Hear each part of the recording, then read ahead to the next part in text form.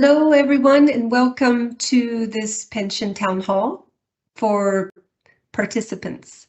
This is intended as kind of an introductory session for anyone who's a participant in the fund, and ideally for newcomers, to introduce you to the pension fund and to understand a little bit better about how the fund works and what types of pension benefits the pension fund pays. So I'm Denise Gustin-Gardella. I work in the pension fund's office in Geneva, and my colleague Dilbar Miradova is also going to be presenting today, and she's in the fund's office in New York. So together we will present the information to you and we'll answer some of your questions.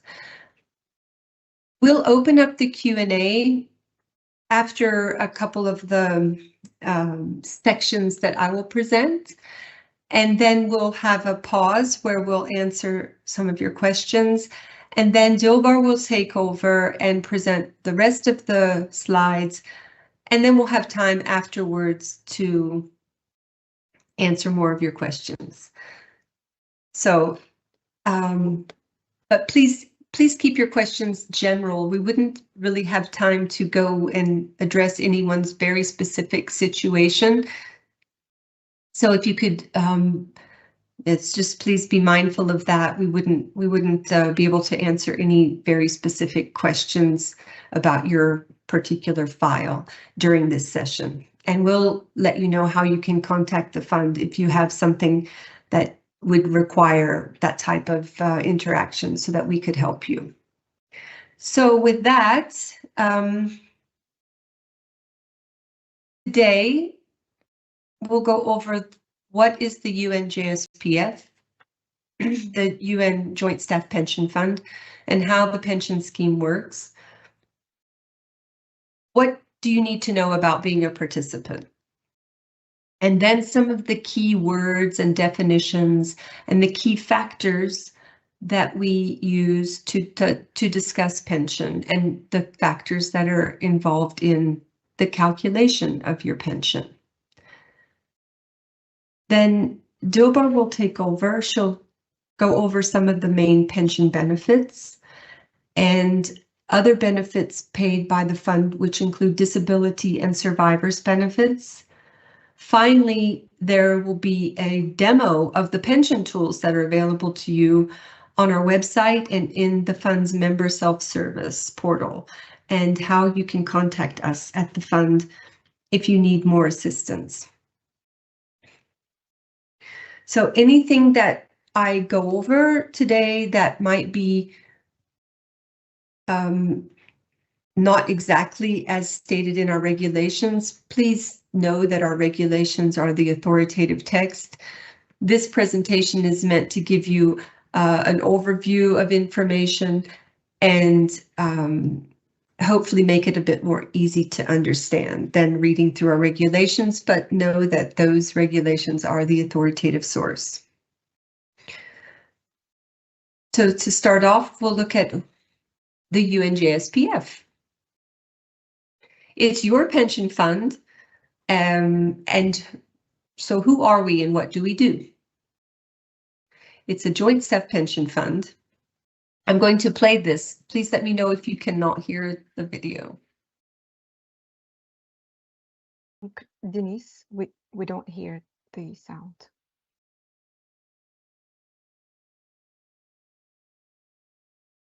Are you able to hear the video?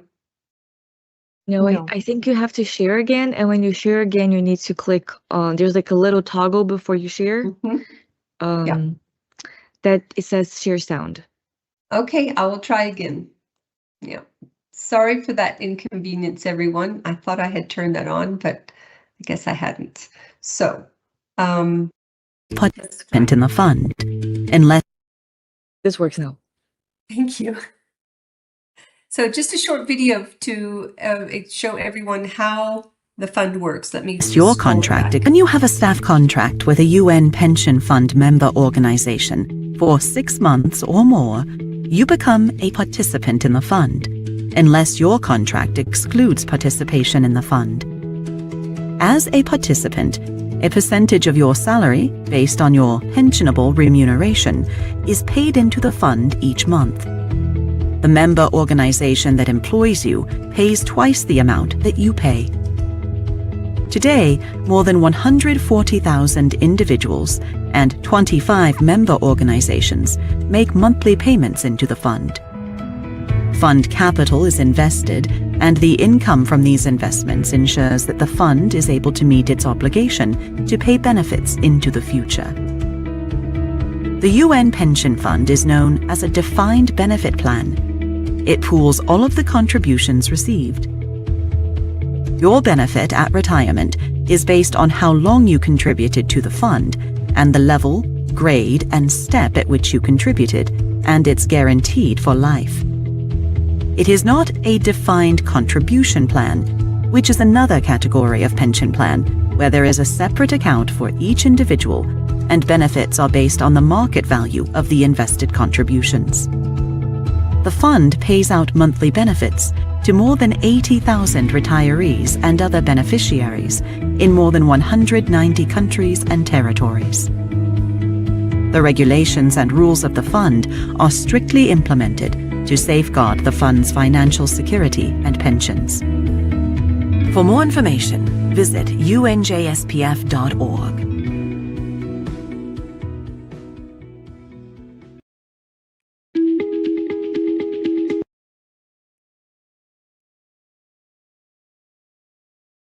Okay, so I hope that that was helpful as a start. Sorry for the little bit of technological issue there at the beginning, but we do have a number of helpful videos like that. And this video was to give you an idea of how the fund works, and I will go into a bit more detail on some of these topics in the presentation. So, who does the fund serve? We have 25 member organizations. The UN family is one of them. We also have specialized agencies, for example, and all of us pay into the fund and are participants in the fund. And when we separate, possibly retirees of the fund. In addition, we have transfer agreements with a number of other organizations, not the member organizations, but other organizations which have different types of pension funds, pension plans, or provident funds, for example. And they have transfer agreements with the pension funds so that you could transfer your pension rights from the UNJSPF to one of these organizations if you leave employment with the UN and go to work with one of these other organizations, or if you have come from one of them and you join a UNJSPF member organization.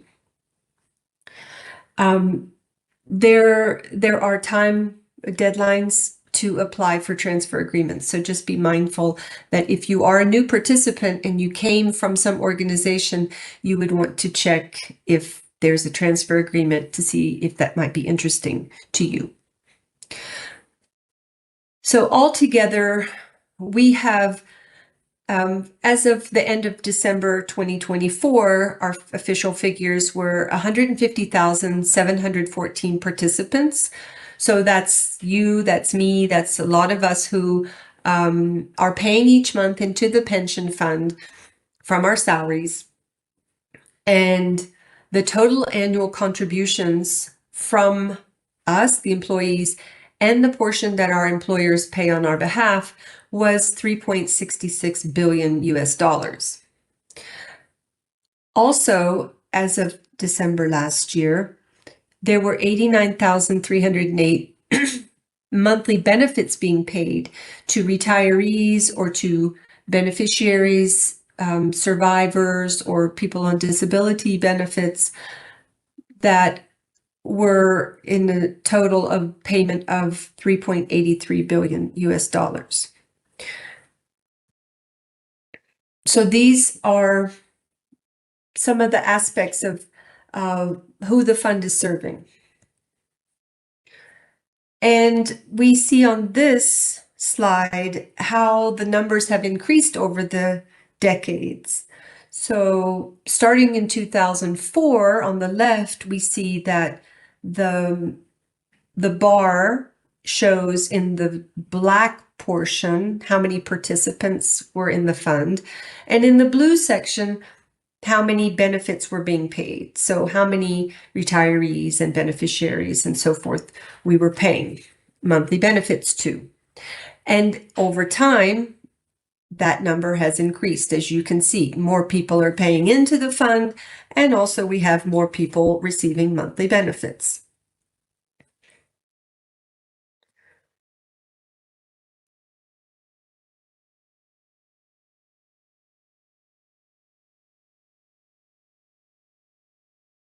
On this slide, it's to give you some other figures about the fund. When you separate from service, you will be entitled to some type of pension benefit. And I'll go into more detail in that shortly.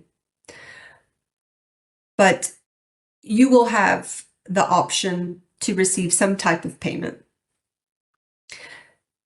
93.2% of benefits are paid within 15 business days of receiving all of the required documentation. So that's actually very good, quick processing, so that you are not without some type of payment after you separate from service. And out of the people who are in receipt of a monthly pension benefit, 100% of them are paid on time. So that is very good to know that we are a very efficient pension fund and able to deliver in these high figures. As far as the assets go for the fund, we're still a very healthy and strong fund. We're strongly funded. The actuarial valuation of the fund shows that we have that we are well funded. We can meet our obligations for our current retirees and beneficiaries, and for those of us who are participants who will one day become retirees. The market value of the assets as of 31 December was as of December 2024 was $95.4 billion. The current value is available on our website, and it's posted weekly, so you can see that currently it is over 100 billion US dollars. So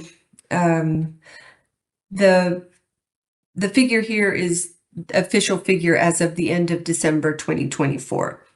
And on the right of this slide, we see that we have a link, and we will share the slides with you afterwards. So you will know where you can go to find more information about the fund and some of these figures. So the pension fund itself, those of us who work at the pension fund, we're participants as well, but we are also the ones working in the pension fund. There are around 400 staff that work in 4 locations. So our main office is in New York. In Geneva, we have about 50 staff, and we have small liaison offices in Bangkok and Nairobi. The investments part of the pension fund is located in New York, and the pension administration is in New York, Geneva, Nairobi, and Bangkok.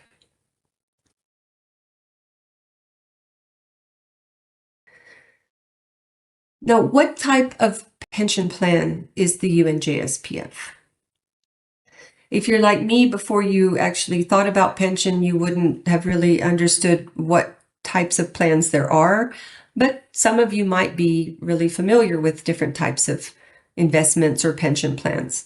The UNJSPF is what's called a defined benefit pension plan. Now, what does that mean? It means that it's not dependent on investment return. It is based on formula in our regulations, which have a predefined amount that you will receive as a retiree. Your retirement income is guaranteed, and the pension amount is based on your length of service and your earnings level in the last portion of your years of contributing to the fund. So we'll go into more detail on that shortly. But the pension plan that we have, being a defined benefit plan, means that all of the contributions are pooled together and the investment returns. It's not the kind of plan where you have your own separate account and that money's invested and you could either gain according to the investment returns or you could lose according to the investment returns. That is a different type of plan. What we have, there's no risk to you. Any risk is borne by the fund, and your retirement income is guaranteed.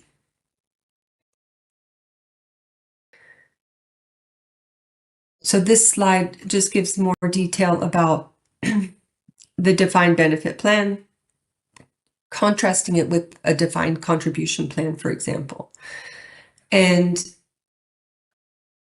one thing to note is that the UNJSPF is a US dollar-based pension plan.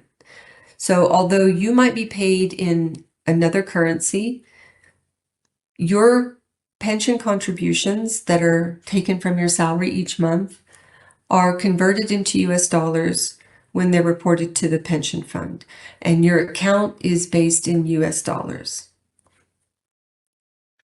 This illustrates very simply how the defined benefit plan works.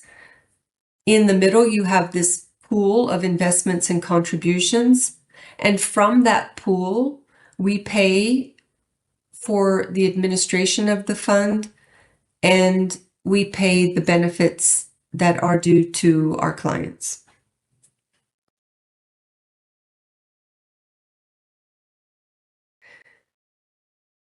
With respect to the investments aspect of the pension fund, I won't be going into detail about that in this presentation. We have information on our website about investments, and you will be introduced and taken through the website later in the presentation. But please know that there are pages that would give you more recent information about the fund's investments that are available to you. We also have a video about the investments and another one to describe what the defined benefit plan is like. And before I move on to the next part of the presentation, two things. We have been told that the Q&A unfortunately is somehow not working today. So there is unfortunately no way we can open up the Q&A. So we're trying to figure out if there's any way for us to take your questions.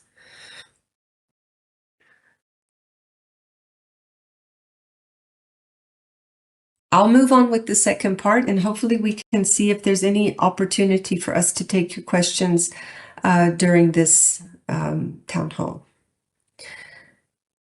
Otherwise, if it's not possible, of course, we'll find a way for you to let you know how to submit any questions you might still have to get your questions answered. So in this part of the presentation, I want to go into more detail about your participation in the fund.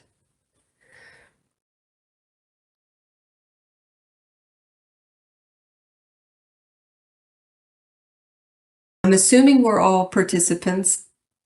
I didn't have a choice. You didn't have a choice. You were enrolled when you met the requirements for participation in the fund.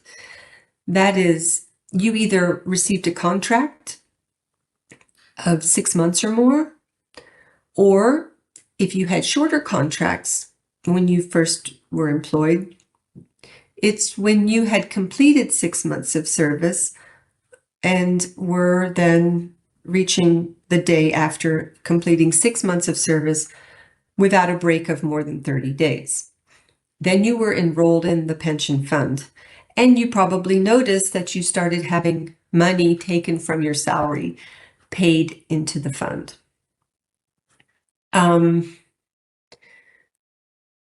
So what are you paying into the fund?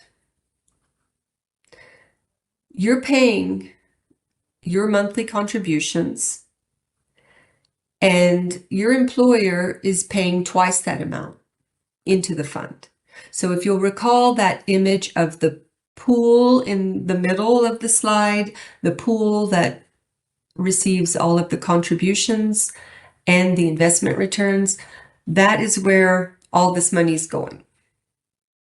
And from there, we pay our beneficiaries and retirees.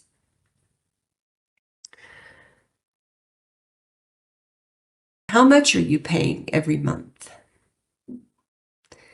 You're paying a certain amount, which is determined based on a scale that corresponds to your income level. I'll go into more detail in that and show you more clearly how that works.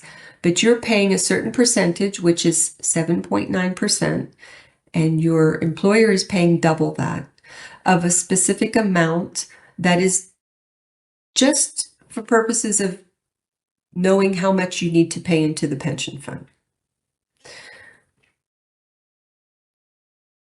Now, on your salary slip, if you are paid through Emoja, for example, you'll have a salary slip which has your pensionable remuneration level listed at the top, along with your category and your grade and step. And this pensionable remuneration rate will correspond to that level and step. For professional level staff, your pensionable remuneration rate will be in US dollars, and your scale is in US dollars. So there's one pensionable remuneration scale worldwide for professional and higher categories. And knowing your level and step, you can find what is the corresponding pensionable remuneration rate. And this amount is not what your future pension will be. It's just an amount that is determined by the International Civil Service Commission to be what you base your pension contributions on. So you pay 7.9% of this amount. This is a yearly amount, so of course you take 1/12 of it and you pay 7.9% of that per month, and your employer matches that by paying twice the amount.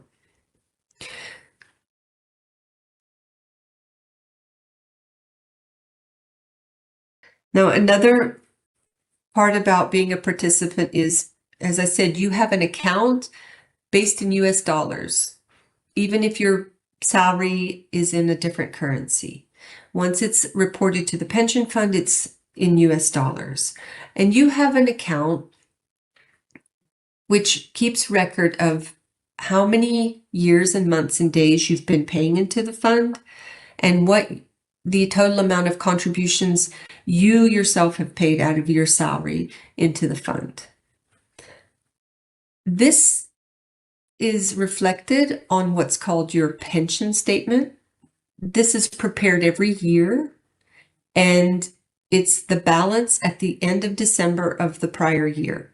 So it's made available in May each year, and it's from December 31st of the prior year.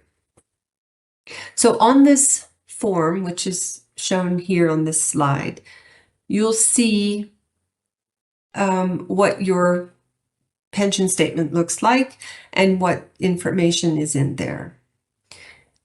We really encourage you to check this statement every year and make sure that everything looks okay.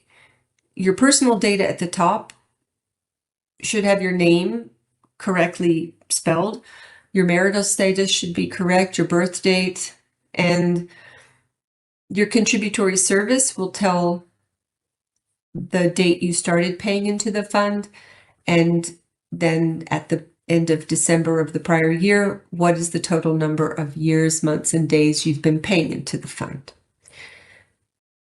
Then you'll also see the balance of contributions. So if you know how much you've paid every month out of your salary, and then you see how much you paid this year, it should be the total of the 12 months of the year that you've paid contributions. And those contributions also accrue interest at a fixed rate of 3.25% compound interest. So on this form, you'll see your contributions and interest reflected. Then I'm just going to skip over to section E at the bottom right. Down in that section is a record of the different rates that you have for different months, or 1 month or more months, however many were it applied to.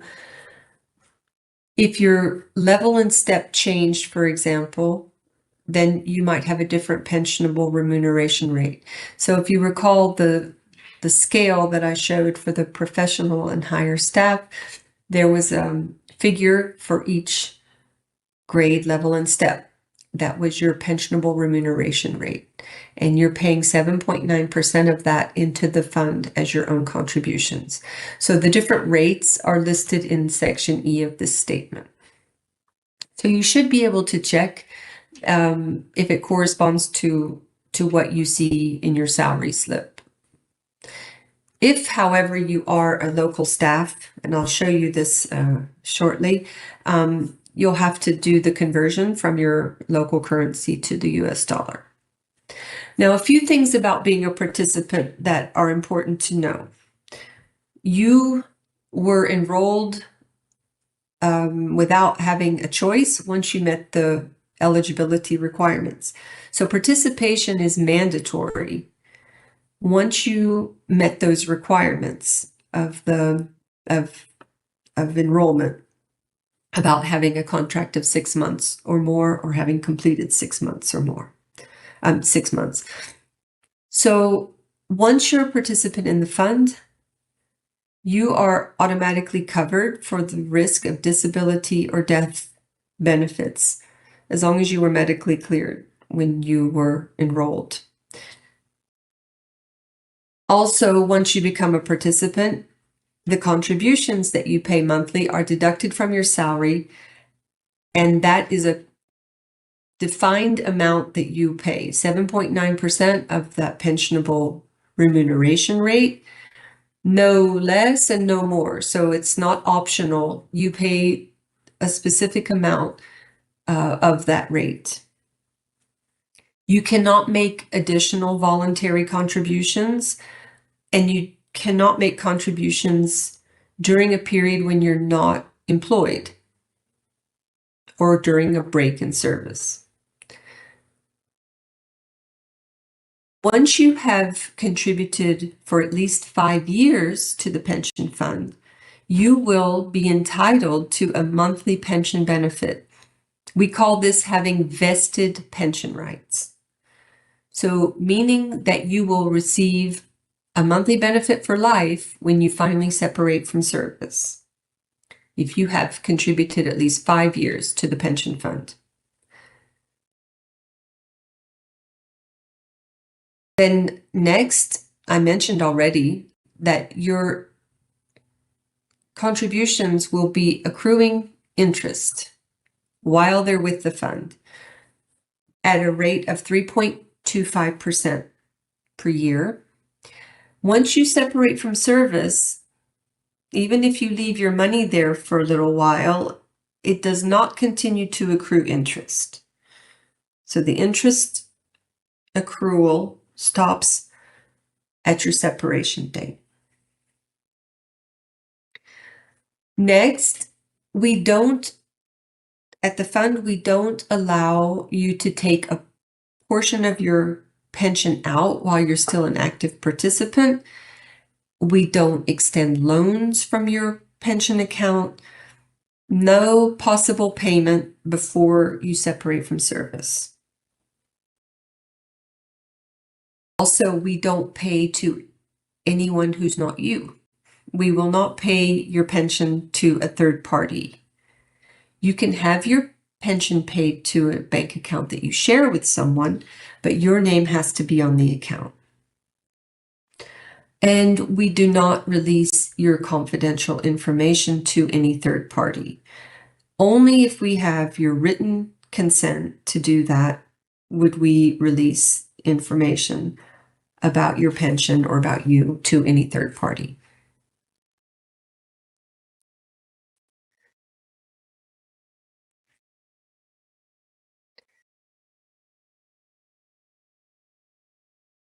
So, what is the benefit of being a participant in the fund? You didn't have a choice. You were enrolled.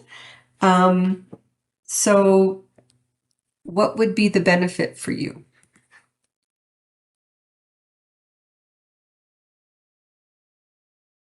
You are covered for disability as soon as you're a participant in the fund. So now you're an active staff member, you're a participant in the fund, paying your contributions. You don't need to have been in the fund for 5 years. As long as you were medically cleared when you joined the fund, you are covered in the event that you become disabled. If you can no longer work and your injury or illness is determined to be of a long or permanent nature, you can be reviewed by the UN Staff Pension Committee to see if you are eligible for a disability benefit. This benefit, if awarded, is paid once you've exhausted all of your paid leave as a staff member and separate from service. And then it is paid to you in the form of a monthly benefit, which is as if you had worked until retirement age. Sometimes the disability benefit has review dates so that it's important to see if the disability is still there. And once it's been approved and you reach age 55 or 58, depending on your case, usually then the disability benefit is paid for life.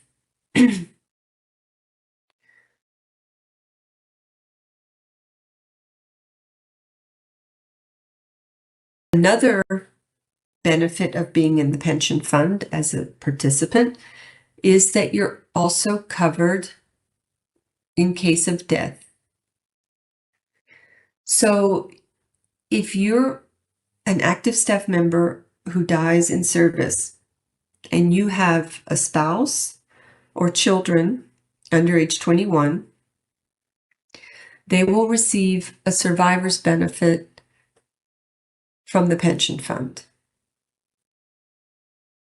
So let's say you've been a participant for 2 years and you're medically cleared when you joined, you're married and you have 2 children under age 21, and then you die in service. The person you're married to at the time of death would be entitled to a surviving spouse's benefit, which is an amount payable for life, and it is half of what your normal retirement benefit would have been. And your children who would be eligible would get a monthly benefit up until age 21. So in thinking about this type of coverage while you're an active participant, it's very important that you keep your employing organization informed of your latest marital status or any dependencies any dependent status that you have. So to report your children's birth certificates to your employer, this information then is conveyed to the pension fund. And in the event of your death, these dependents would receive a survivor's benefit. The survivor's benefits will be covered a little bit later as well. Some additional points on participation. Once you're a participant, keep in mind that your future pension benefit will increase the longer that you're paying into the fund, and the higher your income level is, especially near the end of your career or the end of your participation in the fund. So we look at your level in the last 5 years of your period of contributing to the fund. The higher that is, and the longer you've contributed, ultimately the higher your pension will be. So how can you try to maximize your pension benefit? One way is to try to contribute to the fund as long as possible. The longer you contribute, the higher your rate of accumulation, as we call it, will be. So this is part of the calculation of the pension benefit. The length of the time that you contribute, the length of the time that you pay contributions from your salary into the fund. The period is converted into a percentage that's used in the calculation of the pension benefit. So try to avoid, if possible, breaks in service, or keep them as short as possible. We know that's not always within your control, but if it is, be mindful that the longer your breaks in service, the more it will affect your pension benefit. Also, special leave without pay periods. If you don't contribute to the fund during those periods of leave without pay, they will also be considered as breaks when you do not pay contributions. You have the option to pay contributions during the period. Excuse me. Another way to maximize your pension benefit is to purchase contributory service when possible. I'll go over that in a couple of slides. Purchasing contributory service. And then another way to maximize your pension benefit is to increase your final income level, basically your final average pensionable remuneration. Your final average remuneration is based on the highest rates in your last 5 years of contributory service. So we look at the highest 36 months worth of pensionable remuneration rates, and we take the average, and that's part of the calculation of your pension benefit. So just keep in mind, the longer you contribute and the higher your income level is in the last 5 years of service, the higher your pension will be.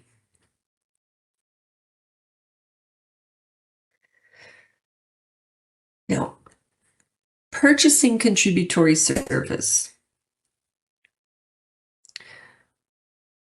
These are 3 terms here: validation, restoration, and transfer of pension rights, which we refer to as CS purchase or contributory service purchase. How do you purchase more time, more contributory service? Well, if you had a period of employment, maybe your first 3 months on a contract, you weren't yet eligible to enter the pension fund, to contribute to the pension fund, because you didn't yet have 6 months of service. Once you do join the pension fund, you can choose to pay or validate that prior period by paying pension contributions. You do have to make this choice within the first year of becoming a participant. So if you are still within your first year of joining the fund and you had a prior period that you weren't yet eligible to be in the pension fund, you can inquire about validating, and you need to take this action within your first year of entering the fund. The next type of CS purchase or contributory service purchase is restoration. If you had a prior period of employment and you were in the pension fund and you separated from service and you received a payout of your contributions and interest, it's called a withdrawal settlement. Let's say that was you. And then sometime later, you were reemployed and you were again a participant in the fund. Within your first year of being back in the pension fund, you can choose to pay back that withdrawal settlement that you were paid. And by doing that, you will add back those years and months and days from your prior period. So this is another way to increase your contributory service. Maybe you only had 3 years of contributory service. You separated and you took a withdrawal settlement. Now you're back. You can pay the money back, and then you'll add those 3 years back, and now they're in your current account. But you do have to have taken action within the first year of re-entering the fund. So the fund sends letters to new participants and returning participants to inform them of these possibilities and with the deadlines and the forms. So if this pertains to you, if this is something you might be eligible for, please make sure that you take action within the 1-year deadline. And then a third way to increase your contributory service is to transfer your pension rights. So if you came from another pension plan and there's a transfer agreement with the UNJSPF, you can inquire about transferring those pension rights to the UNJSPF.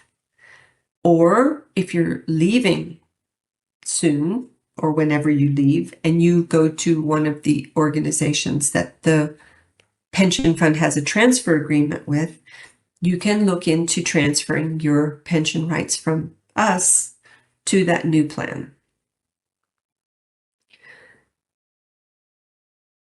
Each transfer agreement has specific timelines and deadlines and conditions, so it's important to be informed about the option if you do have a plan to move to another organization that's not one of the 25 member organizations of the fund, but they have a transfer agreement with the pension fund.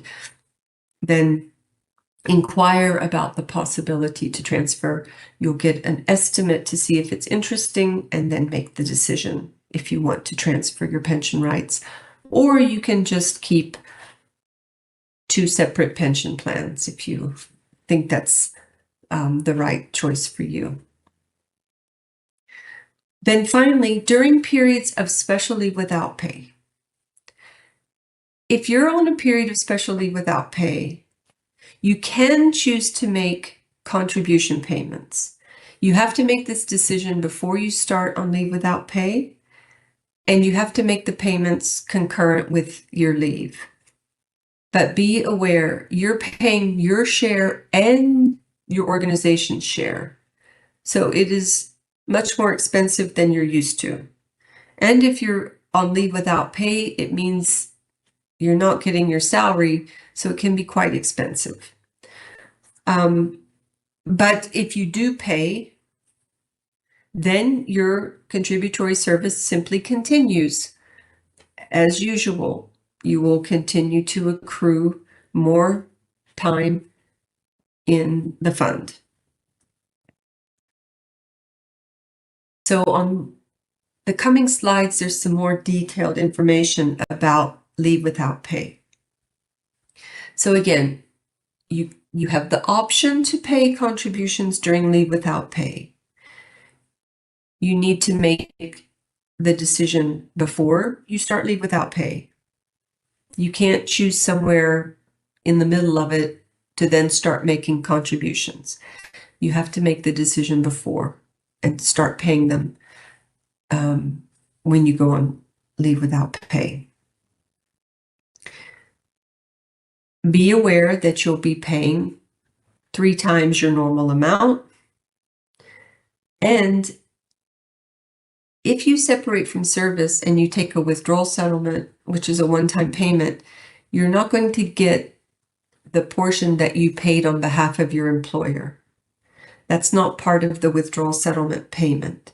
So it probably wouldn't make sense to pay the contributions, but for each person, they need to look at the situation and see whether it's important for them to pay contributions during leave without pay or not. If you do not pay contributions during a leave without pay period, it's considered a non-contributory period. You're still a staff member. You're still a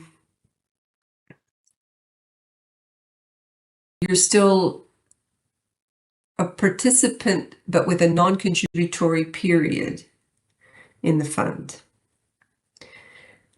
And if, for example, you were to have a child during that period of leave without pay when you weren't paying contributions, or if you got married during that period, and during that same period you were to pass away, that new spouse or new child would not be eligible for a survivor's benefit in the event of your death because you were on a non-contributory period of leave without pay. So if you are paying contributions, then it's just as usual that any dependent that's eligible would be eligible for a survivor's benefit in the event of your death. But if you're on leave without pay, those new dependents acquired during the period would not be eligible in case of your death. And they would become eligible once you're back into active contributory service where you are paying contributions again.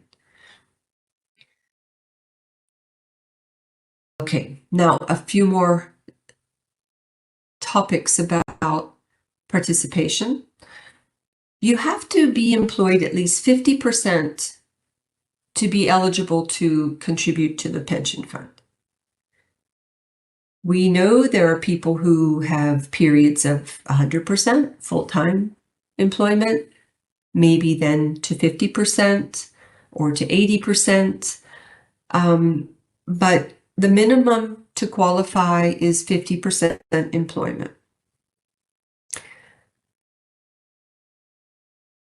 Whether you're on full-time or part-time, you only have to have 5 years of calendar years of paying contributions to the fund to be eligible for a pension benefit when you separate from service.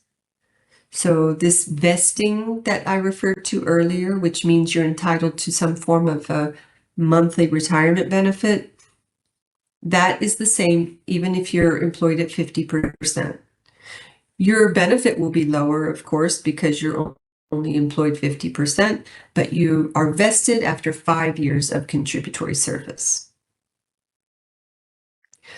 And then we look at break in service, which is here represented as BIS. So a break in service is when you're not a staff member. There's a period between contracts, between participation. So, or within your participation, let me clarify. So, especially without pay, you're still a staff member, but you're only without pay. But break in service is when you don't have a contract with one of the UNJSPF member organizations. So you cannot pay contributions during a break in service. It's not possible to pay voluntary contributions. If your break in service is less than 30 days, then your contributory service just continues when you get your new contract. But if it exceeds 30 days, then you have to requalify again. So you have to have at least 6 months of employment or a contract of at least 6 months before you're back into active paying contributions to the fund. If your break in service exceeds 3 years, then you will have a new participation when you're reemployed and back in the fund. So the maximum break in service is 36 months. Or if you were paid a benefit when you separated and then you come back after your break in service, you'll start a new participation. And remember, I referred to being able to pay that money back and restore the period of time that, which is called restoration. That is possible if you were paid a benefit and then you return within or outside of the 36-month period. But even if you weren't paid anything and your break is more than 36 months, then you will start a new period of participation and you'll have some type of benefit due from your first period of participation. So we have people who have multiple benefits from the fund because of such types of scenarios. Okay, so a little bit more about break in service. If you did not choose a benefit or receive a benefit when you separate and you rejoin within 36 months, your participation is continuous. So 36 months is this maximum period, and you return within that period without having been paid a benefit, you will have continuous participation. As I said, you'll have to qualify if your break was more than 30 days, but you'll have one pension account. And you cannot pay contributions for that period of a break in service. If you did not receive a payment and you rejoin more than 36 months after your separation, you're going to have 2 separate benefits. You'll have 2 separate periods. There's some more explanation on this slide, which I won't go into detail about, but just be aware that if you had a prior period and you're back in the fund within your first year, please look into the options of restoring your prior benefit. So there's 2 options about restoration that are applicable here. But in any case, in this scenario, you would start a new period of participation when you're back in the fund if the break is more than 36 months.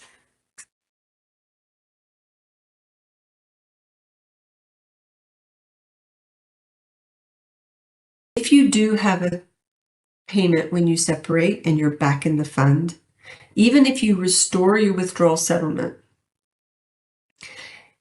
you'll get those years, months, and days put back into your account. But you might have a new retirement age. So we'll go into that in a minute, but you will restore the contributory service, but there are certain things like your retirement age, which will be depending on your return date to the fund. So in this section, I will go over some more of the terminology so that you understand when you hopefully look into more information on our website and in your own pension account that will help you understand what you're looking at and how your pension is calculated and how you accrue certain pension options. So first, your date of entry. This is the date that you first became a participant in the fund. And this will determine what your normal retirement age is. So your normal retirement age is either 60, 62, or 65. And that depends on what year you started contributing to the fund. The normal retirement age has increased over the years. So for some people it's 60, and then people who started contributing to the fund after 1990, it became 62, and then people who only joined the fund after 2014, it's 65. And I think this is the trend worldwide, that retirement ages are becoming later and later, older, and we see this over the course of these three retirement ages. Contributory service, I've already spoken about quite a bit. This is reflected in years, months, and days about the period that you've paid contributions to the fund. And the length of service that you've paid contributions is translated into a percentage, which is used in a calculation of how much your pension will be.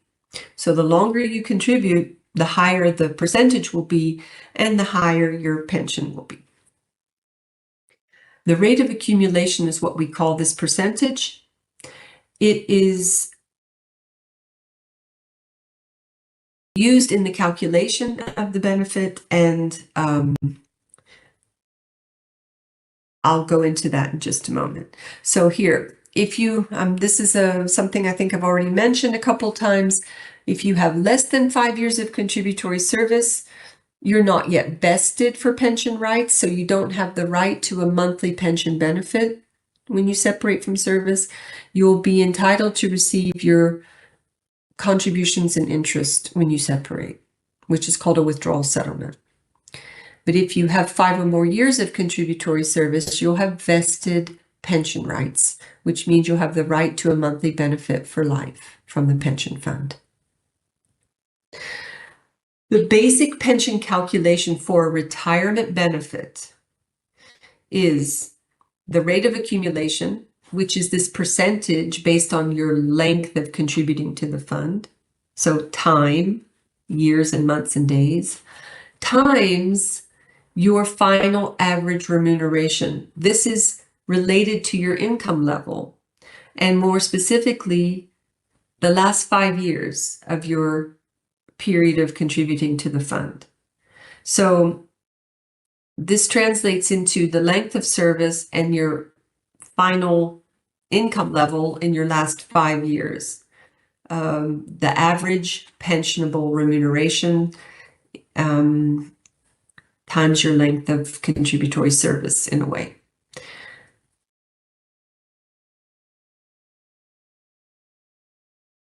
You don't have to know this because our calculations do this. When you run your estimates in Member Self-Service, this is already done for you. But just so you understand how the length of contributory service gets translated into a percentage.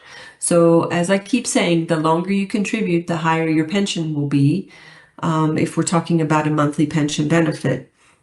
And the maximum percentage that this can be is 70%. That would be equivalent to almost 39 years of contributory service. So we don't often see that many cases of people reaching the maximum rate of accumulation, but we do have some.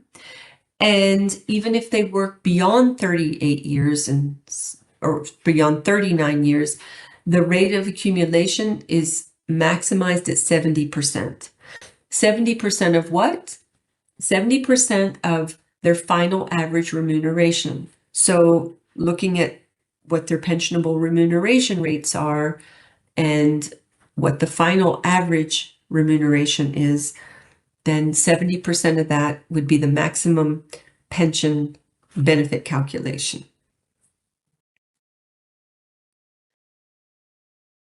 So more about the pensionable remuneration.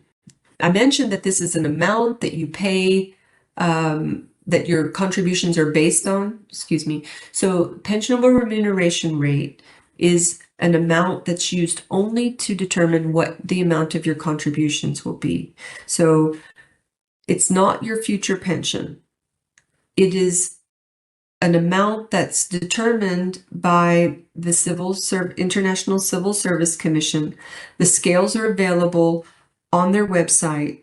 And if you're paid in local, as a local staff, your pensionable remuneration rates are usually inside your salary scale as the gross pensionable amount.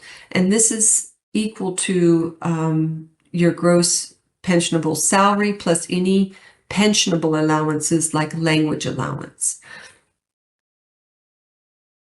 I think I have an example here of this is the professional pensionable remuneration rate scale.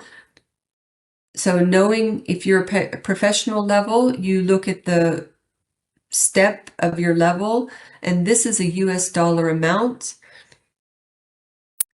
and 1/12 of that is per month, and then you pay 7.9% of that each month from your salary to the pension fund.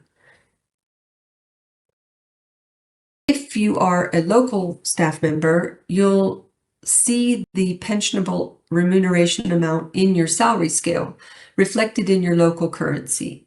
So as this example, you'll see that it is not your salary. It's an amount that's used just to calculate how much your monthly pension contribution will be. And because it's in a currency other than US dollars, after the 7.9% is taken from your salary, it's converted to US dollars when it's reported to the fund. And when you look at your pension statement, you'll see the amounts reflected in US dollars. So your final average remuneration is looking at the last 5 years of service and taking the highest 36 months out of that last 5 years and getting the average, and that's what we call the final average remuneration. It reflects your income level during your last years of contributory service to the fund.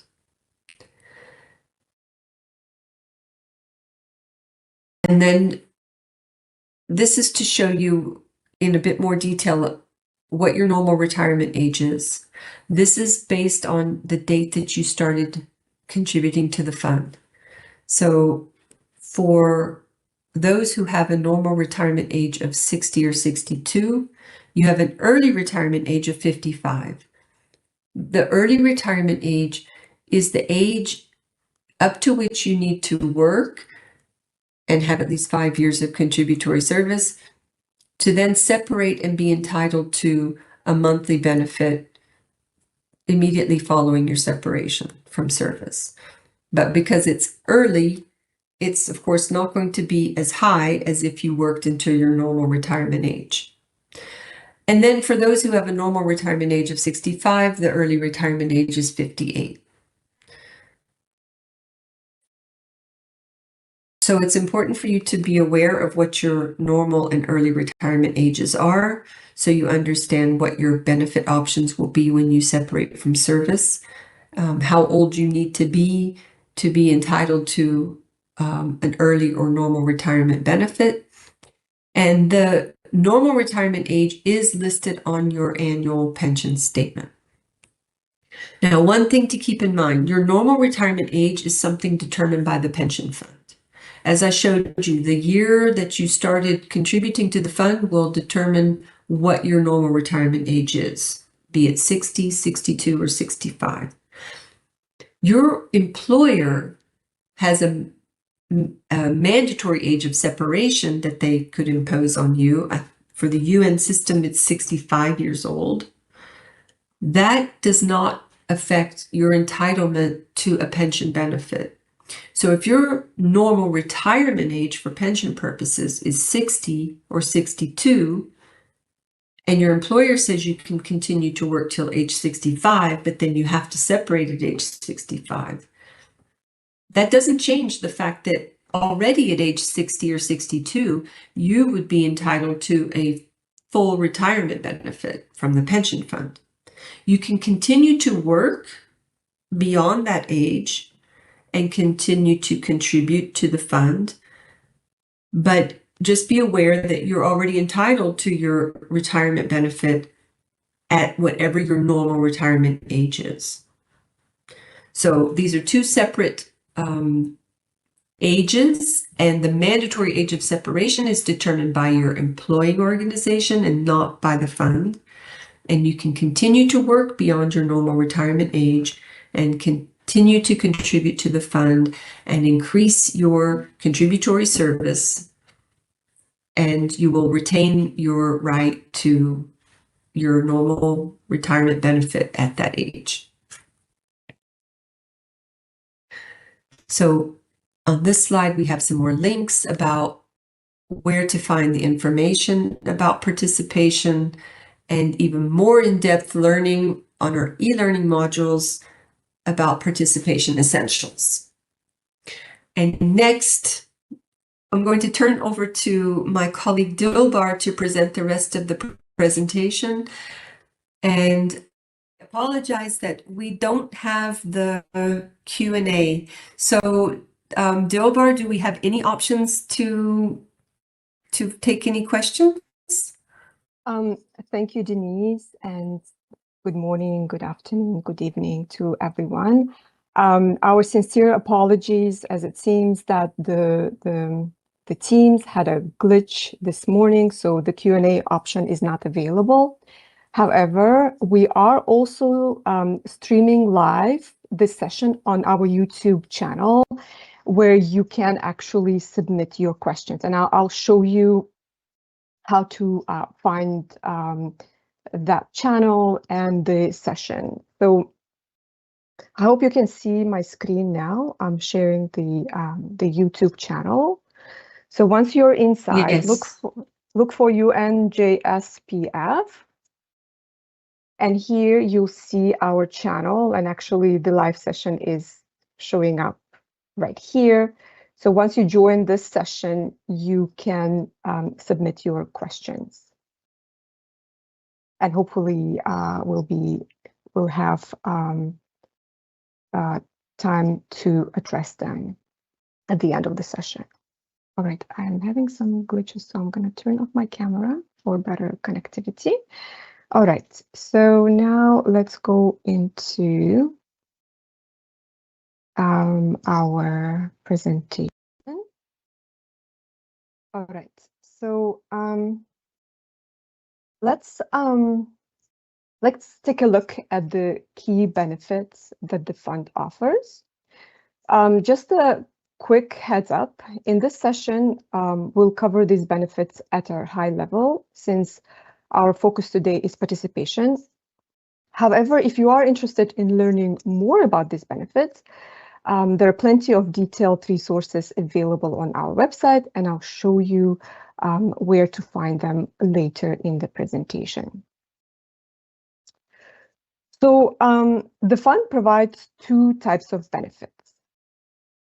Settlement payments, which are one-time payments that end your relationship with the fund. After we make these payments, no other benefits will be payable to you or your survivors. And then there are periodic benefits, which are benefits paid every month for life, like retirement benefits. Now, it's important to note that the calculation of these benefits is different, and I think Denise covered most of it, but I'll quickly go over them again.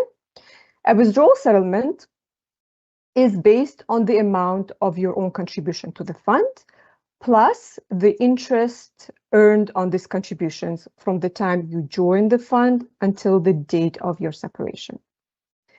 If you have more than 5 years of contributor service, if you have vested pension rights, and elect a withdrawal settlement at the time of your separation, you will receive an increase in the amount of your contribution and interest that is proportionate to the number of years you contributed to the fund beyond those initial 5 years. And a periodic benefit, on the other hand, is calculated using the formula and key factors that Denise explained earlier. And that includes the length of your contributor service, translated into a rate of accumulation, and your final income level, with the consideration given to your age at the time of separation. And this is the formula that is used for all periodic benefits. Now, your benefit options will be determined based on your separation date. And the types of benefit options you can elect will depend on the length of your contributor service and your age at the time of separation. We will look at whether you have vested pension rights. So if you have contributed to the pension fund for at least 5 years, and if so, whether you have reached your early or normal retirement age at the time of your separation from service.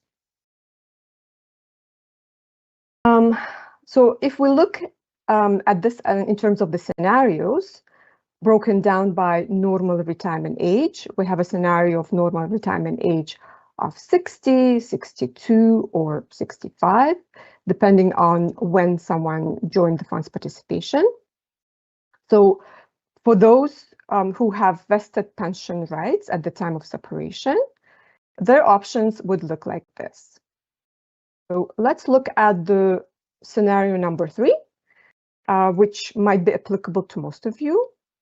That is a normal retirement age of 65. So for those who joined the fund's participation as of 1 January 2014.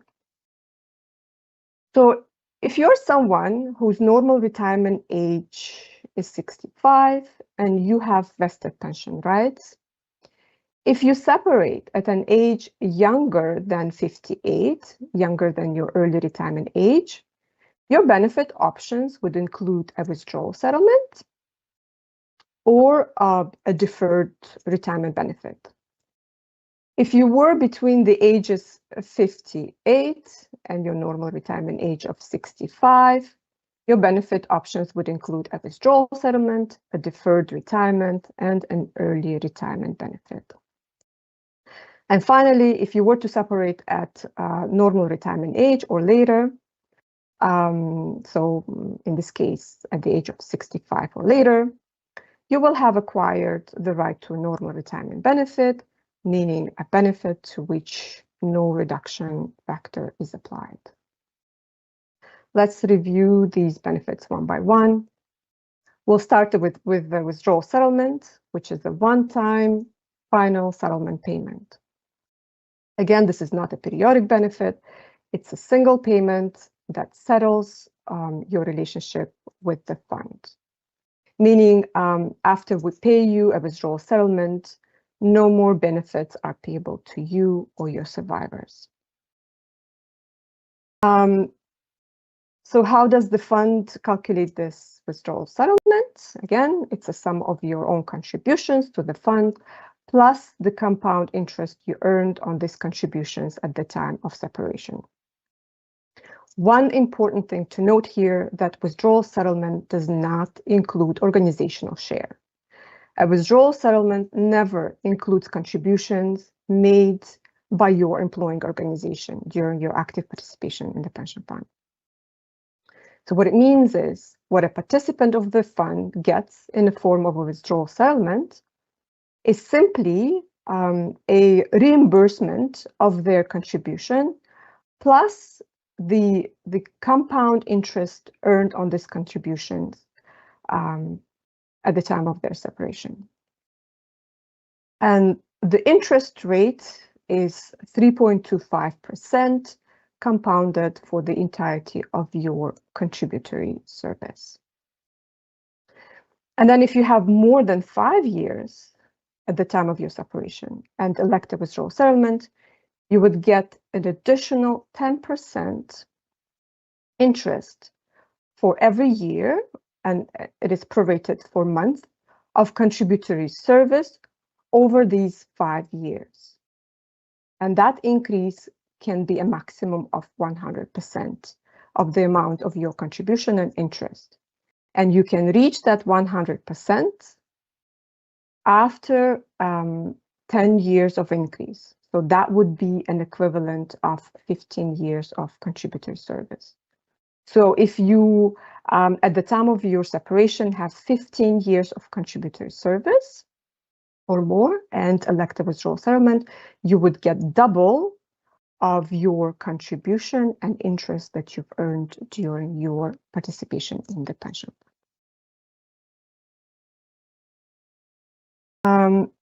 Now let's look at retirement benefits. These are periodic benefits that are paid for life, and they are adjusted for the cost of living over time. There are several types of retirement benefits available, and the options you can choose from, if you have vested pension right, will depend on your age at the time of your separation. Again, I think Denise mentioned it earlier, but here the formula for how we calculate a periodic benefit. Your pension will be based on a formula that considers key factors such as length of your contributory service, which determines your rate of accumulation, and then it is multiplied by your average remuneration or income level. So as you can see, the longer you contribute to the pension fund, the higher your benefit amount will be. And also the higher final income level leads to higher pension amount. Let's begin with the most desired retirement benefit option, that is the normal retirement benefit. This is the benefit paid if you separate from service with vested pension rights at or after reaching your normal retirement age. This is a benefit. It's a benefit that is paid for life in monthly installment, and it includes an option to convert part of the benefit into a lump sum, meaning that the normal retirement benefit offers the choice to take a portion of your entitlement as a one-time lump sum payment when this benefit is implemented, with the remaining amount paid out in monthly installments for life, which are then adjusted over time for the cost of living. There is another benefit option called early retirement benefit. This is also a periodic benefit, meaning it is payable for life in monthly installments. It also includes the option of getting a lump sum. It's calculated in the same manner as the normal retirement benefit. However, a reduction factor will be applied to account for the fact that you will start receiving this benefit earlier than your normal retirement age, and most likely you will benefit from it for a longer period than if you had started receiving it at your normal retirement age. The third retirement benefit is a deferred retirement benefit.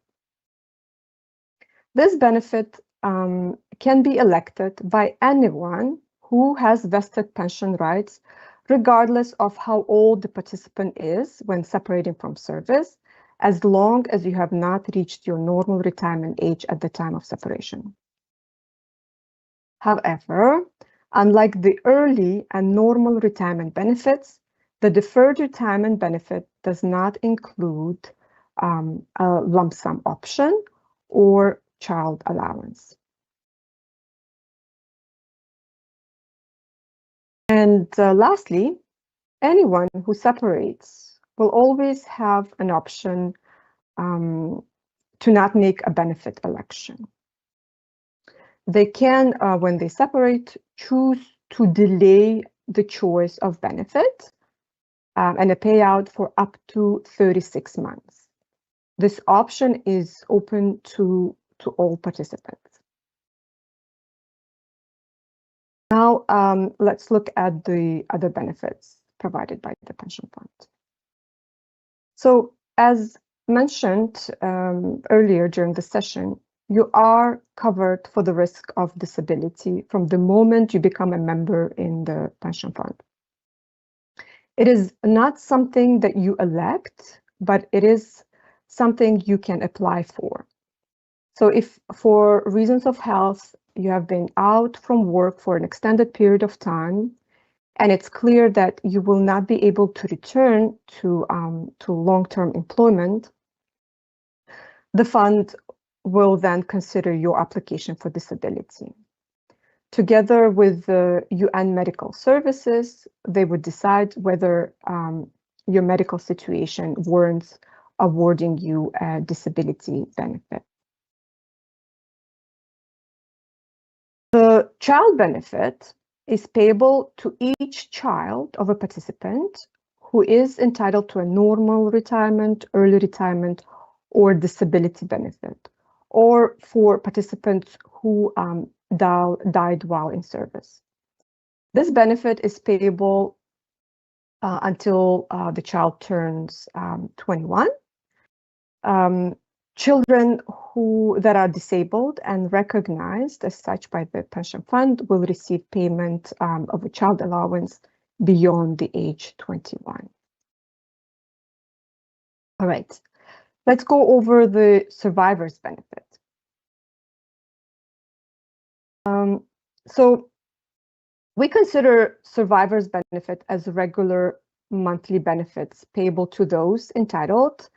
However, there is no lump sum options available with this benefit. So survivor's benefit will never include a lump sum option. In the fund, we distinguish between primary and secondary survivors. Primary survivors are spouse, children, and ex-spouse, and secondary survivors could be a secondary dependent. Only if there is no primary survivors entitled to a regular monthly payment following your death would we check whether a secondary dependent was reported to the pension fund as your secondary dependent by your organization. And if so, we would then pay them a benefit. For a surviving spouse's benefit, the condition is that the spouse was married to you at the time of your participation for death in service. If you were married at the time of death in service, that spouse is automatically entitled to a surviving spouse's benefit for life. It would be half of what your normal retirement value would have been if you were able to receive it. If you died while in receipt of a disability or retirement benefits, then the value of the surviving spouse's benefit would be 50% of your full entitlement payable for life to the surviving spouse who is recognized as your spouse. Another primary survivor or potential survivor could be an ex-spouse, the divorced surviving spouse. However, very specific conditions apply for an ex-spouse to be entitled to a surviving spouse's benefit. And if an ex-spouse is entitled to a benefit, then it would be equal to what we would pay a spouse, in the sense that it would be 50% of your full retirement entitlement. If there is an ex-spouse entitled, as well as a surviving spouse to whom you were married, we will pay then shares proportionate to the years of your marriage. And then any child under the age of 21 reported to the fund before your death and before you separate from service will be entitled to a surviving child's benefit. And for a child that is recognized as disabled by the fund would pay the surviving child's benefit beyond age 21. So just to clarify that you can have survivors entitled in parallel to survivors' benefit from the fund. You can have in parallel a surviving spouse and maybe several surviving spouses if they are under the regime of polygamy, surviving ex-spouse or possibly several ex-spouses, and child or several surviving children entitled to a benefit payment from the fund. That is very possible. Finally, if there is no primary entitled survivor of those I just explained, only then we would check whether potentially there is a secondary dependent entitled to a survivor's benefit. If so, it could be either a parent, where the conditions would be similar to a surviving spouse, or a sibling, where the conditions would be similar to a surviving child's benefit. For detailed information about survivor's benefit, there is a link in this presentation, which will be shared with you at the end. And of course, there are tools, including videos, booklets, and also entire page dedicated to survivors. And I will show you where to find these links later during this presentation. So a lot of information available on our website. Right. And then finally, following your death, if there is no primary and no secondary survivors entitled to regular monthly payment from the fund, and if at that time there is still money remaining of your own contribution and interest, in that case, and only in that case, will the fund pay a residual settlement to settle its final financial obligation. So keep in mind that if there is a primary survivor or secondary survivor entitled to a monthly payment from the fund will not pay a residual settlement, because we're still in relationship with someone entitled to a regular monthly payment from us. Only if there is no surviving spouse or surviving child or surviving ex-spouse or surviving secondary dependent entitled to a regular monthly payment from us, only then do we check whether a portion or all of your contribution and interest remains unpaid in the fund. And if so, would we then move to pay the residual settlement.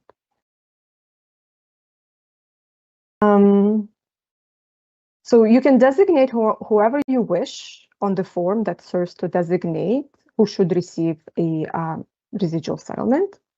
And this form is called A2. This is something you should have completed, and if you haven't, please make sure that you complete and submit this form to the fund. You can download this form from your member self-service, and I'll show you where. Print and date, sign it, and then submit it to the fund. You need to hand sign this form for it to be acceptable. On this form, you can designate who should receive all or part of the residual settlement. There's no limit to the number of people you can designate. You can even designate an entity. And if you don't have enough space on the page, you can turn the page over and continue on the back. Just make sure that you date and sign the back too. And the fund, if you have submitted to us several A2 forms, we will always go by the latest dated form, duly completed and hand-signed by you. All right, so now I'll go over some of the practical tools that will help you navigate your pension. Let me just bring up the page. Okay, so the first tool is our website, UNJSPF.org. We worked very hard to make it easy to use and client-friendly. So this page is designed by the journey that you will take with the pension fund, whether you're participating, separating, or while in retirement. So since you are participating in the pension fund, and while you're participating, there are several topics that might be of interest to you. So we've talked a lot today about annual pension statement, about break in service. So if you want to learn more about this subject, please make sure to visit these pages. Here we've included guide on how to read your pension statement, for example. On pensionable remuneration, you will find a link to International Civil Service Commission, where you can track the latest pensionable remuneration scale that are being used to calculate your contributions, etc. If you want to learn more about restoration. When you are separating, these are the pages that will be of interest to you. For example, I briefly covered the benefit options that are available. However, if you want to learn more about them, you can visit this webpage. We have some useful video that are short but contain a lot of information. We do have charts where we break down by the benefit types and addressed most frequently asked questions, etc. And for the survivors, here we include also a lot of useful pages. For example, if you want to learn more about survivors' benefits, here are some information and frequently asked questions. What are the conditions, for example, for a divorced surviving spouse to be eligible for a benefit? You see, we do have some very strict conditions, and all of them must be met for a divorced surviving spouse to be eligible for a benefit from the pension fund. All right, so these are some of the useful pages. Under resources, you can find a link to our pension town halls. So, for example, if you want to revisit this session and listen to a recording, it will be available on this page. We will also include a copy of the presentation, so it will be under participation. You can download the presentation if it's easier for you to go back to some of your notes that you made. If you are thinking about separating and want to learn more, we did have several dedicated sessions depending on the number of years you've contributed to the pension fund at the time of your separation. So for those with less than 5 years, you might be interested in the dedicated session for that. And for those with more than 5 years, there was also a session tailored for this specific topic.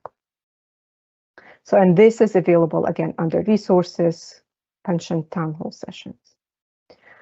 All right, so now another important tool is member self-service. So as you know by now, as of October 11, you are required to re-register and set up multi-factor authentication. So we made member self-service to ensure that it's safe, and because it contains a lot of confidential information, you are now required to set up MFA. But now, once you've done it, and we have a dedicated page on member self-service. And here, there's also a lot of resources to help you navigate member self-service. If you have not re-registered yet, you will click here, this button. It will ask you for your unique ID. And if you don't know your unique ID, you can either email us or click on this page. And this page will tell you how to obtain your UID. A little slow, so I'll go back and pre-fill with the necessary information. Once you've received your code, you will be able to register. Make sure to use the email address to which you have access. All right, so now I will go to member self-service, apologies. All right. So once you log in, this is what the landing page of a member self-service account would look like. So I've set it up to be in English. If you want to change your language preference and you're more comfortable in French, you can update your language preference using your account setting. If you want to reset your password, you can do it here as well. And if you want to update your email address, you can also use this function here. So these are available under the account tab here on top right. We'll go back to home. So as a participant, here are the options that are available to me. You can view your annual pension statement under the Documents tab. So the latest one we have on file is for 2024. And it is for those who were already a participant in the pension fund in 2024. If you are a new participant and you joined in 2025, you will not have any pension statement available to you. And this is because the member organizations, they report your financial data to us on an annual basis. So your 2025 information, such as your pensionable remuneration and contributions that you've made during 2025, will be reported to us early in 2026. So your 2025 pension statement will be available in spring of 2026.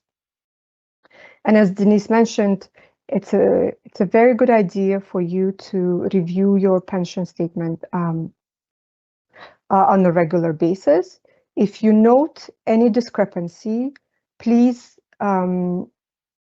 report it to your HR focal point. If you see a discrepancy in your name or in your date of birth, in your marital status, anything that you see that doesn't seem right in your pension statement, make sure to report it as soon as possible to your HR so they can update these records in the pension fund. E-forms. So this is where you can find forms that are already pre-filled with your name and your unique ID. I've spoken about the A2 form, which is to designate who should be a recipient of a residual settlement in the event that it is payable. You can find this form inside your MSS. If you haven't submitted yet please make sure to download the form, fill it out, sign with an ink, and then submit it to the pension fund using MSS document upload function. Now, I believe some participants of the specialized agencies may not have this option.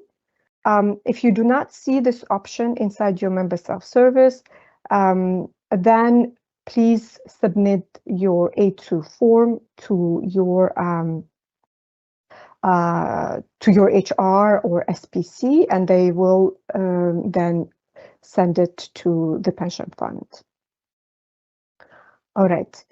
As a participant, you can also submit your validation, restoration, or transfer in requests via member self-service. So if Denise spoke and have already mentioned these options to increase your contributor service.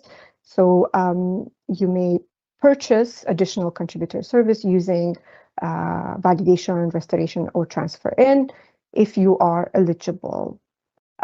If you want to express your interest, you can do so using your member self-service portal. And finally, the estimate tool. So for those who joined in 2025, again, we do not have financial data for you yet in our system, as it is reported to us on an annual basis. So for those who joined in 2025, you will not be able to run your estimate. However, if you were already a funds participant in 2024 or before that, you can use this tool to see what your pension future entitlements are by filling out your projected separation date. So once you fill this out, leave this fixed lump sum amount empty. So if at the time of your proposed separation date, you are entitled to an early or a normal retirement benefit, the estimate will give you the maximum lump sum amount that you will be entitled to. And then you can come back and use the same separation date and put another lump sum amount, which could be less than your maximum, just to see how then it impacts your monthly pension. So when you first run this, the estimates leave this fixed lump sum amount empty. So I could put 31 December 2025, for example, hit submit, and then once it's ready, it will tell me that my estimate is ready. Yep, so there is a message that tells me go to Documents tab. So under the Documents tab, view existing documents. This is where I should be able to view my estimate for my proposed separation date. So that's the MSS. And finally, I want to show you how you can contact us if you have any questions.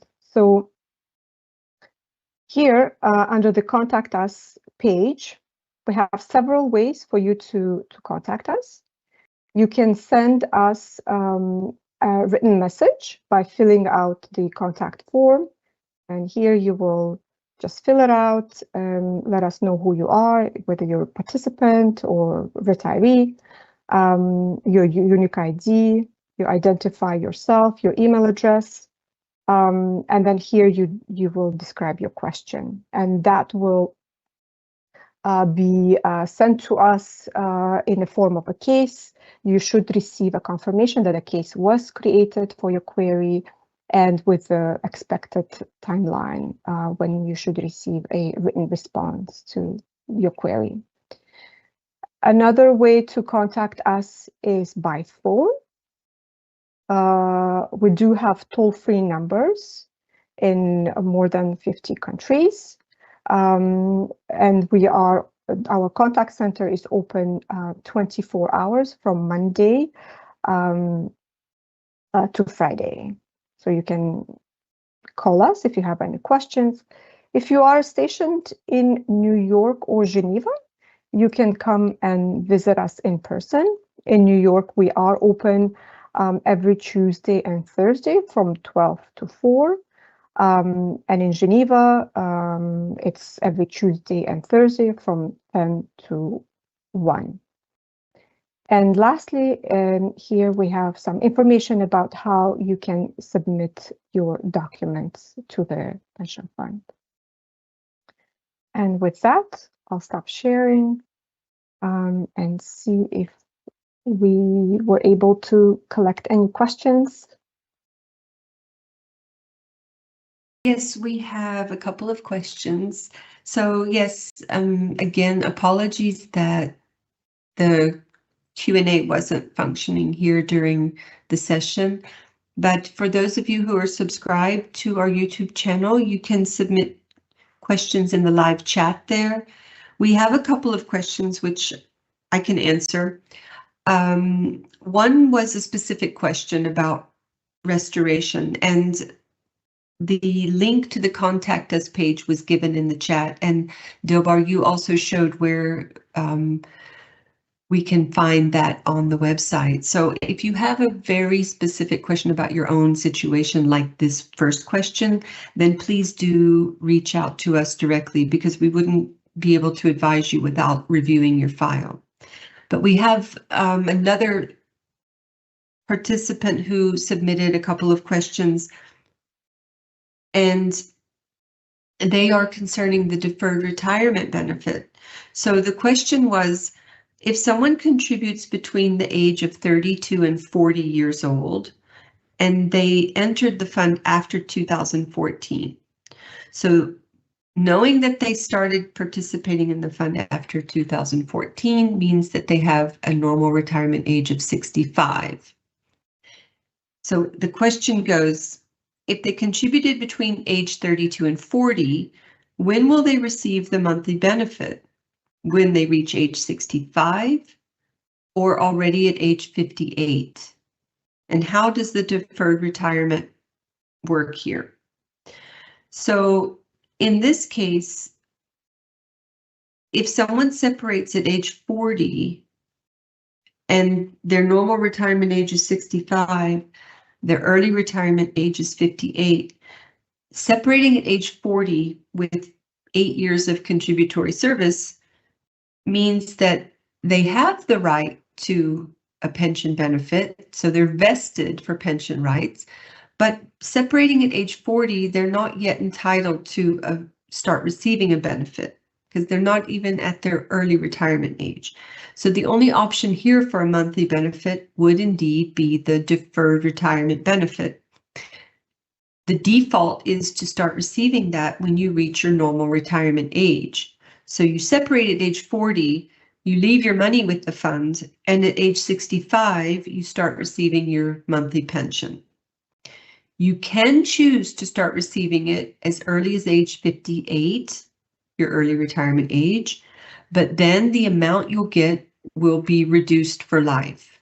So if you run your estimate and you see this yearly amount under deferred retirement benefit, that is assuming you're waiting till age 65 to start receiving the payment. If you want to start receiving it at age 58 or sometime between that age and 65, you can do that, and we would have to provide you with an estimate of what the yearly amount would be, because it would be reduced since you're starting to receive it before reaching age 65. The follow-on question with this one was, can you still choose a deferred retirement benefit if you have less than 5 years of contributory service? And the answer would be no. In order to have an entitlement to some type of monthly pension benefit, you have to have at least 5 years of contributory service when you separate from service. So if you have less than 5 years of contributory service, your option would be a withdrawal settlement. Dilbar, I have a couple more questions that have come through. I don't know if you can see them, but I can read out the next one. Can you explain more about the various options for participants with less than 5 years who will separate? In case they don't want to receive their contributions at the time of separation or do it later. Were you able to hear the question, and do you think you could take that one? Yes, thank you, Denise. So if you, at the time of your separation, if you have less than 5 years, you will have two options. You can either take a withdrawal settlement, and that would be consistent of your contribution and interest that you've earned on this contribution during your participation. The second option is to delay a payout for up to 36 months. Please be aware that your contributions do not earn interest during that deferment period. So this option might be of interest to those who are thinking of perhaps returning to the fund's participation during this deferment period. However, if after the 36 months you have not been able, or within this 36 months you were not been able to find a job, and therefore you're not a participant of the pension fund, you must elect a withdrawal settlement, because if we do not hear from you within the 5 years from your separation date, you will lose the right to the withdrawal settlement. So then when you will want to claim it again, we might ask you for more documentation, and that might delay the process further. If you are thinking of perhaps returning later on to the fund's participation, you can always take the withdrawal settlements, and when you come back into an active participation, you can repay back the withdrawal settlement that you received and with interest, and restore the period for which you have received a withdrawal settlement and make it part of your new participation. I hope I addressed the question, Denise. Thank you. We have a couple more questions coming in, so let's see if we can get through them. Thank you. So the next question was about the FAR, so the final average remuneration. And the question is, if the FAR was calculated based on the last 5 years of contributory service, can I just relocate to New York or Geneva when I'm 60 years old so I can have a higher CS? Is post-adjustment considered in this case? So if I understand the question correctly, the question does have the understanding that, yes, the final average remuneration is calculated looking at the last 5 years of your contributory service, and we take the highest 36 months of pensionable remuneration rates, and that average will be what is your final average remuneration. And we use that in the pension calculation. But there's no calculation involving the post-adjustment in this sense, because is post-adjustment considered in this case? When we look at the FAR, we're looking at your pensionable remuneration rates. So if you're a professional staff member, and I'm assuming because you're referring to post-adjustment, there's one pensionable remuneration rate scale worldwide, So if you are, for instance, a P3 Step 5 in one duty station, you're going to have the same pensionable remuneration rate as a P3 Step 5 in Geneva or New York.